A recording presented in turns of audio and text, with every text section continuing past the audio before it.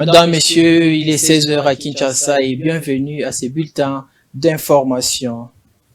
Encore une semaine pour la tenue de la marche du bloc de l'opposition congolaise, c'est-à-dire du 13 au 20 mai. C'est une décision de ces 4 présidents du parti de l'opposition à l'issue d'une réunion tenue ce vendredi 12 mai qui s'est soldée par un point de presse au Faden House.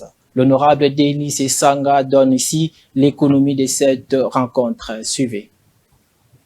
À la date du 13 mai, conscient, étant à l'écoute de nos bases politiques qui disent de ne pas verser dans le piège de l'apologie de la violence où le pouvoir veut nous amener, à savoir, on interdit les marches, on réprime et on va tuer les citoyens et ainsi démobiliser pour chanter que l'opposition n'est pas là.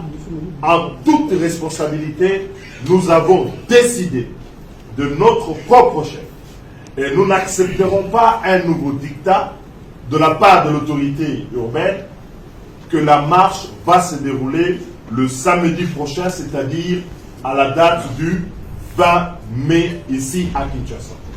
Nous en appelons donc à tous nos militants, à toutes les bases de nos 4 formations politiques et de la société civile et d'autres partis qui ont joint la marche à rester mobilisés et à faire une démonstration de force, à pouvoir être là pour dire que nous sommes contre la vie chère dans notre pays, contre l'insécurité, contre le processus électoral chaotique. Nous voulons alléger la tâche du gouverneur. Toujours en politique, opposant des rénaux en République démocratique du Congo, Franck Diongo, président national du MLP, mouvement lumumbiste progressiste, ne fait pas encore partie d'un quelconque regroupement politique pour faire face à l'union sacrée de la nation de Félix Tshisekedi. Contrairement à ce qu'il paraît, le violon ne s'accorde pas entre Franck Diongo et les leaders de l'opposition dont fait partie Martin Fayulu qui les rejette. Explication dans cet élément. Le leader du MLP, Franck Diongo, ne fait pas encore partie d'un quelconque regroupement politique pour faire face à l'union sacrée de la nation de Félix Tshisekedi. C'est à la fois une préoccupation et une interrogation pour l'opinion publique qui aimerait comprendre ce qui se passe avec le leader du MLP. À ce jour, Franck Diongo ne siège dans aucune aile politique d'envergure dans le pays. Il n'est pas avec l'Amouka de Mouzito, ni avec le FCC de Joseph Kabila, encore moins avec le bloc dit de Lubumbashi composé de Martin Fayulu, Moïse Katumbi, Denis Sanga et Matata Pognon. Parlons de cette dernière coalition de l'opposition. Franck Diongo, qui pourtant avait effectué le déplacement de Lubumbashi, n'a pas pris part à la rencontre tenue le jeudi 13 avril 2023 avec d'autres leaders de l'opposition, ni le vendredi 14 avril lors de la déclaration finale. Des indiscrétions informent que sa présence à Lubumbashi n'avait pas reçu l'approbation de tous, sauf Moïse Katumbi qui avait plaidé pour son intégration dans le front. S'il accède à cette salle, nous sortons avait menacé les autres en plaçant Moïse Katumbi dans l'impasse. Les mêmes indiscrétions révèlent que depuis son arrivée à Kinshasa, il y a quelques jours, Moïse Katumbi tente de rencontrer en privé Franck Diongo pour voir dans quelle mesure ils peuvent mener des actions communes, notamment la marche du 13 mai reportée au 18 du même mois. Surtout que Diongo a une grande capacité de mobilisation à Kinshasa. À 7 mois des élections en République démocratique du Congo, Franck Diongo évolue encore seul, en attendant que les lignes bougent. Jean-Marc Kabound et Adolphe Muzitu sont eux aussi dans la même situation sans regroupement politique. Parlons autre chose à présent. À Kalehe, une semaine après les inondations meurtrières, la vie reprend timidement dans certains villages. Les rescapés essayent tant bien que mal de se reconstituer avec le moyen de bord, malgré les difficultés et les chagrins. Constat fait par nos reporters qui se sont rendus sur place au village.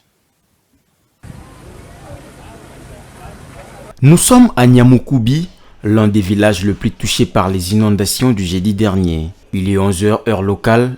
Enfants, femmes et hommes, voire vieillards, tous tentent de retrouver un semblant de normalité. Le petit marché retrouve peu à peu du monde. Dans la cité, le spectacle est désolant. Presque toutes les habitations ont été emportées ou totalement endommagées par les inondations. C'est jeudi 4 mai, restera à jamais gravé dans la tête de beaucoup ici. C'est le cas d'Anthony Baoguéré qui a perdu 5 de ses 12 enfants emportés par les flots. La femme de 52 ans a également perdu son mari dans cette catastrophe.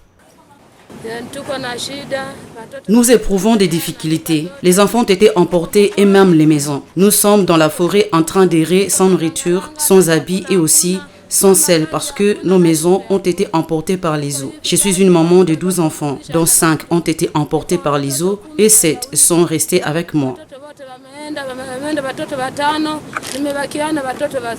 Dans les ruines de Nyamukubi, de jeunes enfants ramassent des morceaux de bois pour la cuisson. Certains jeunes ayant échappé à cet incident monstrueux accomplissent des travaux communautaires pour contribuer à l'assainissement de leur milieu. D'autres s'essayent au bricolage. Maliamunga, qui a tout perdu dans cette catastrophe, lance un appel à l'aide aux autorités. Il plaide pour une relocalisation. Il y a un sérieux problème ici. Des maisons, des familles comme papa, maman et les enfants ont été emportés par les eaux. Ma maison était non loin d'ici, mais emportée par les eaux avec un enfant. Nous demandons aux autorités du pays de nous aider avec l'endroit où habiter, des nourritures et habits car nous n'avons plus rien. Du côté gouvernement de la République, les dispositions sont prises pour gérer les urgences. Le porte-parole du gouvernement a rassuré que les rescapés seront relocalisés sur un nouveau site près de l'aéroport de Luena. Vous savez aussi que la délégation gouvernementale était sur place pour apporter une assistance aux familles des disparus, compatir et regarder ce qui doit être fait. Il y a beaucoup de choses qui doivent être faites sur le terrain. Et parmi les mesures urgentes qui ont été prises, c'est la relocalisation de populations riveraines qui vivent aux côtés de rivières qui ont connu de crues et qui ont connu des inondations. Le gouverneur m'a dit tout à l'heure qu'ils pourront être relogés du côté de l'aéroport de Luena en attendant de mesures qui viendront dans l'avenir, de mesures durables qui permettront de gérer la crise. Mais en attendant, vous savez que, comme j'aime à vous le dire, que nous sommes dans notre gouvernement en train de régler des problèmes, beaucoup qui n'ont pas été résolus pendant des décennies. Malgré l'assistance du gouvernement central, les besoins restent énormes. Plusieurs centaines de ménages continuent à passer la nuit à la Belle Étoile. Des écoles et plusieurs autres infrastructures restent hors usage. « 12 mai de chaque année, le monde entier célèbre la journée internationale des infirmières.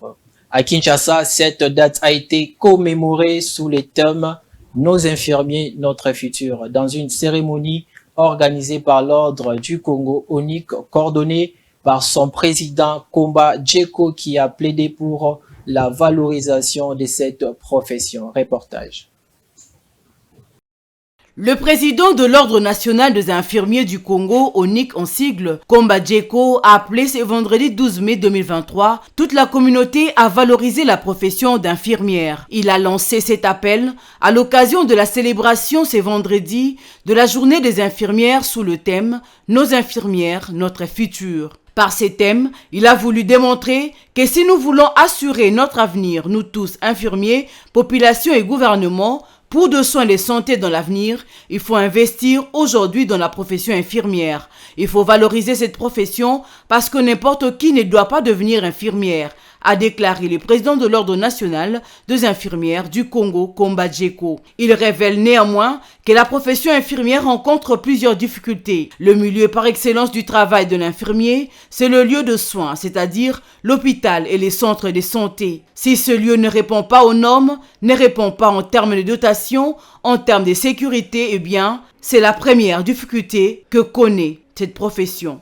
Autre difficulté, c'est l'insuffisance d'hôpitaux construits par l'État congolais. Ceux qui existent font face au manque d'équipement le plus élémentaire, selon le président de l'ONIC. Depuis 1960, on a créé des écoles infirmières, mais on n'a pas créé les hôpitaux de l'État. Il y a plus de gens formés, mais il y a trop peu de lieux de travail. Là où il y a le lieu de travail, l'équipement le plus élémentaire possible fait défaut. Il y a des hôpitaux qui ont des lits, mais qui n'ont pas de matelas. En première année infirmière, on enseigne comment faire et défaire le lit d'un malade. Quand vous n'avez plus de draps, ça pose problème. Deuxièmement, Vous avez des hôpitaux qui n'ont pas d'eau. Comment on peut assurer l'hygiène de l'hôpital si au robinet, l'eau ne coule pas? Il s'agit là de quelques exemples de difficultés que la profession infirmière rencontre en République démocratique du Congo.